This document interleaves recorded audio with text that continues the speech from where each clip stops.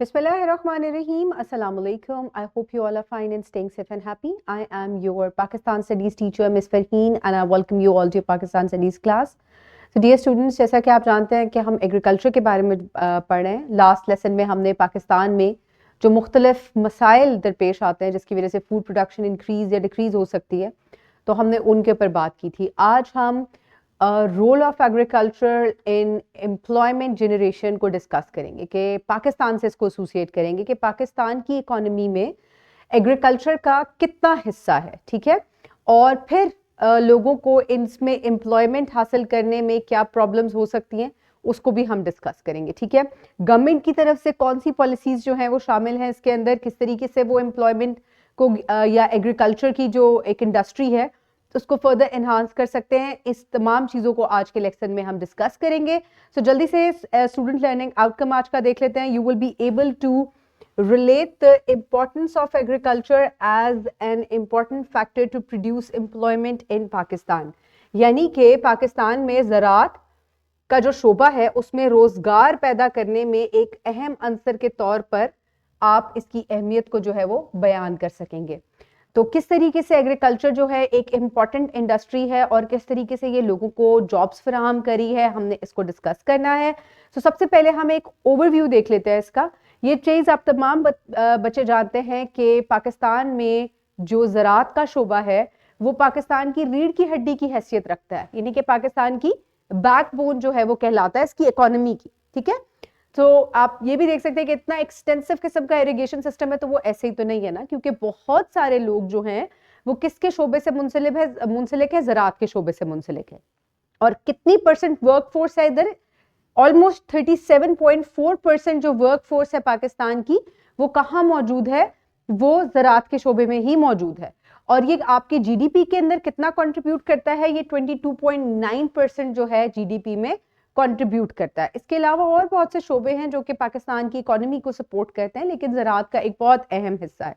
अब क्यों ये एक बहुत अहम हिस्सा है? इसकी बहुत अहम वजह एक ये भी है कि एग्रीकल्चर जो है ये एम्प्लॉयमेंट के अंदर इसलिए भी अहम है क्योंकि पाकिस्तान में जो पढ़े लिखे तबका नहीं है उसको आसानी इसके अंदर जो है वो रोजी कमाने का मौका मिल जाता है. यानी कि सबसे एंड में यहाँ पर लिखा हुआ है कि लिमिटेड स्किल्स और एजुकेशन चाहिए, इसलिए जो लोग पढ़े लिखे नहीं है या जिनके पास कोई स्किल नहीं है वो आराम से इसके अंदर जो है उनको कोई भी जो है वो मिल जाती है, जॉब मिल जाती है इसके अंदर.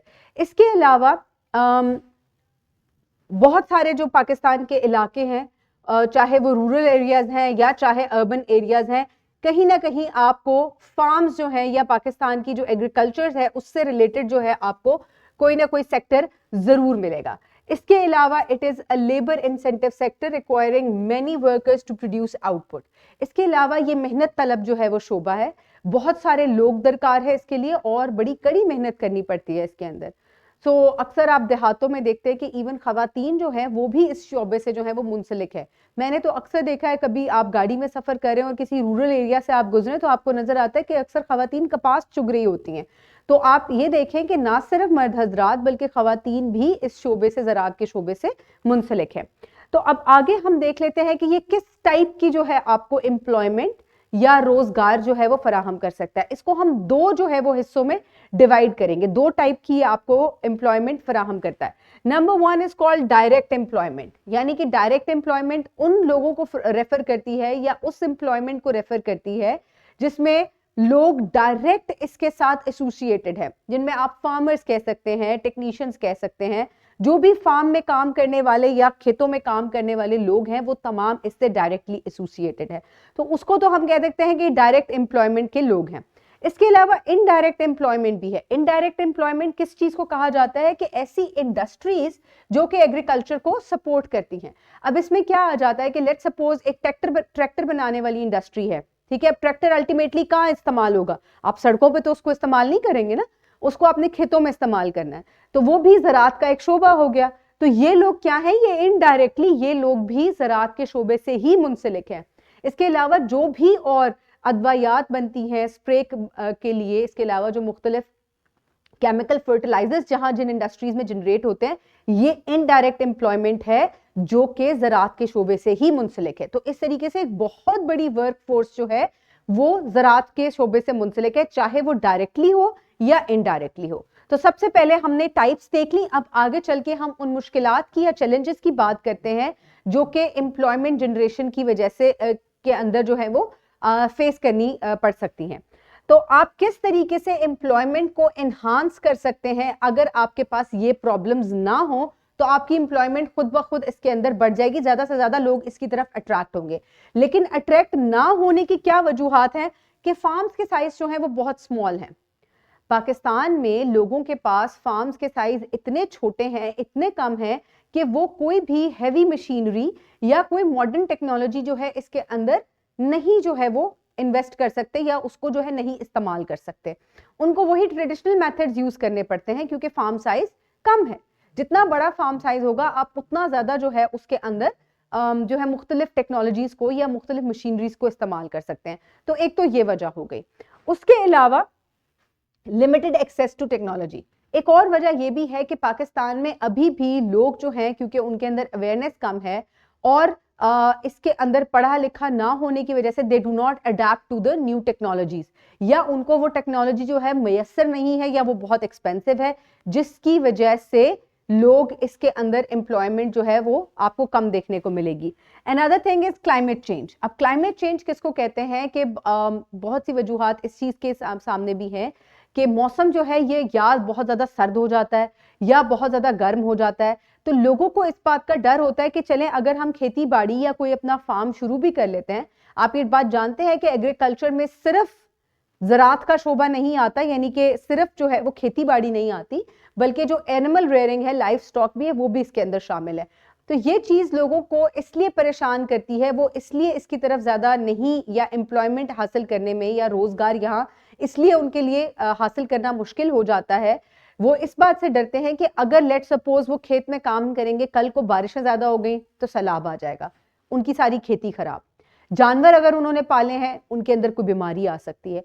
तो ये बड़ी अनप्रिडिक्टेबल सी एम्प्लॉयमेंट है। तो ये चीज जो है, और इसके अलावा क्लाइमेट चेंज जो है वो बड़े ज्यादा जो है मौसमों के अंदर सख्ती लेकर आ रहा है, या कभी भी किसी भी टाइम ड्राउट कंडीशन हो सकती है या किसी भी टाइम जो है वो बहुत शिद्दत की बारिशें हो सकती हैं, और ये अक्सर औकात हमें देखने को मिल रही है। अभी 2022 में हाल ही में आपने देखा था कि तकरीबन पूरा पाकिस्तान जो था it was under the floods, and this was a reason because of the climate change.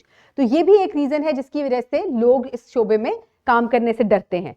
इसके अलावा मार्केट एक्सेस नहीं है लोगों के पास, और लोगों के पास अच्छी हुकूमत की तरफ से प्रोवाइड करदा जो है वो पॉलिसीज नहीं है, या उनको ऐसी सब्सिडीज नहीं फराहम की जाती जिससे जो है वो अपना कारोबार या अपना जो काम है उसको फरोग दे सकें।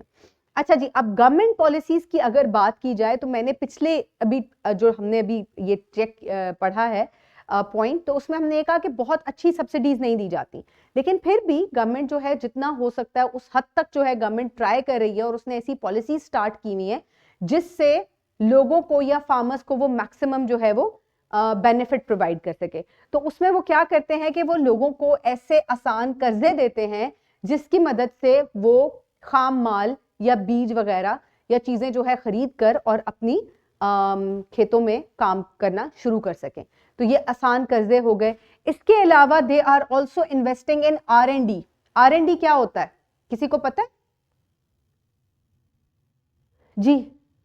रिसोर्स एंड डेवलपमेंट के अंदर भी दे आर इन्वेस्टिंग। ठीक है, रिसोर्स एंड डेवलपमेंट क्या है कि वो उन इंडस्ट्रीज के अंदर जो है वो इन्वेस्ट कर रहे हैं जो कि एग्रीकल्चर को सपोर्ट कर सके। तो डेवलपमेंट के अंदर, टेक्नोलॉजी के अंदर वो इन्वेस्ट कर रहे हैं, ऐसा इंफ्रास्ट्रक्चर डेवलप कर रहे हैं जहां पर मजीद ज़राअत के शोबे को फरोग मिल सके। अब इंफ्रास्ट्रक्चर कैसे रिलेट हो सकता है? वो इंडस्ट्रीज या वो टेक्नोलॉजीज जहां पर रिसर्च की जा सके कि किस जगह पर कौन से बीज लगाने चाहिए, कौन से बीज आप ना लगाएं, सिर्फ एक किस्म की फसलों के ऊपर ना इन्हिसार करें, इतनी डाइवर्सिटी आप लेकर आएं कि किसान बआसानी किसी भी मौसम में कोई भी फसल जो है वो उगाकर और ज़र मुबादला जो है या प्रॉफिट जो है वो कमा सकें। इसके अलावा प्रमोशन ऑफ एग्रीकल्चर डाइवर्सिफिकेशन, ये अब डाइवर्सिफिकेशन उसी चीज को कहा जा रहा है कि एक तरह की फसलों के ऊपर इन्हिसार ना किया जाए, बल्कि गवर्नमेंट का ये अब ये पॉलिसी है कि लोगों को ये अवेयरनेस दी जाए, फार्मर्स को ये अवेयरनेस दी जाए कि आप मुख्तलिफ किस्म की फसलें जो हैं उनको टेस्ट करें और उनको उगाएं। और सबसे पहले ऐसा इंफ्रास्ट्रक्चर या ऐसी लैब्स डेवलप होंगी जहां पर पहले गवर्नमेंट खुद इसको प्रैक्टिस करे और फिर आगे अवेयरनेस क्रिएट करे। तो ये तमाम पॉलिसीज जो हैं ये गवर्नमेंट की पॉलिसीज में ये तमाम चीजें जो हैं शामिल हैं। ठीक है, तो एक चीज ये हो गई।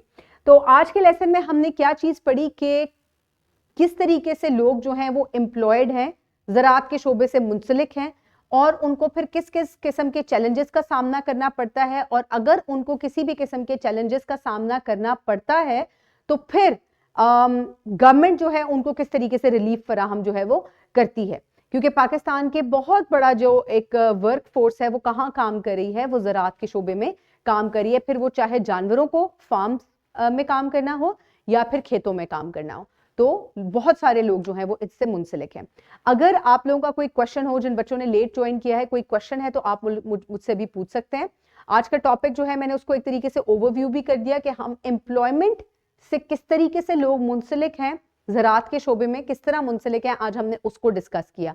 और फिर उसके अंदर जो लोगों को प्रॉब्लम्स हैं वो भी हमने डिस्कस की। हमने एग्रीकल्चर की 2 टाइप्स भी डिस्कस की, जिनको हम डायरेक्ट और इनडायरेक्ट जो है वो एम्प्लॉयमेंट कहते हैं।